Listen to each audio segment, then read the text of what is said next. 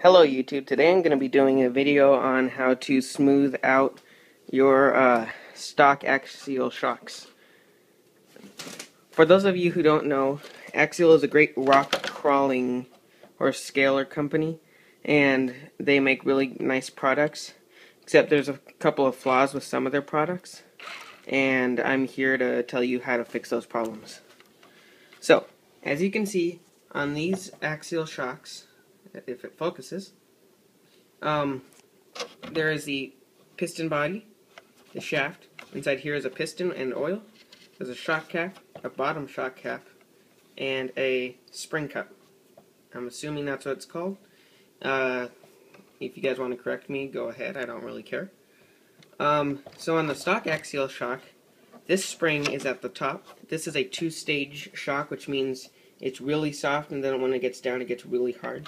That way, it's not a linear rate spring. So there's the long spring, a spacer, then a short spring. So what you do is on the stock, the short spring's at the top. There's a spacer that's right around here. I'm actually going to use a tool to point this out so my fat fingers don't get in the way. This goes here, this goes here, and this bottom spring goes here. I'm assuming Axial made it like that just so it looks really nice. I don't really know if this changes performance. I doubt it does. But, so I figured out a way to smooth it out, because what they do, stock, is they have very coarse shock thread right here. It's a lot more coarse than most shocks. And what happens is this spacer, this spacer here will rub against that, making it not smooth, and it'll go like this, like compared to it not hitting anything. I know that was very bad the way I said that, but whatever. Who cares? It's a video. It's not like I'm making a presentation for millions to see. Lol. Okay, so anyways, so these shafts or springs are the axial icons shocks. So they're supposed to be an upgraded version to make them feel smoother, because they have the titanium nitride coated shaft, as you can sort of see. You can't see. As you can see in there, it's got the titanium nitride coated shaft. It has the machined piston head somewhere inside of here. I think it's like right there. And it has a dual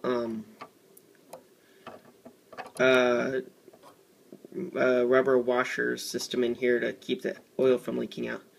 I need to get new O-rings because my shocks are leaking, as you can kind of see there. Anyways, so what you do is you would take these shocks apart from just here. You don't need to do it from the here. My truck's upside down, as you can see now, so I'm going to be calling this the bottom even though it's at the top. I'm going to be calling this even though it's at the bottom.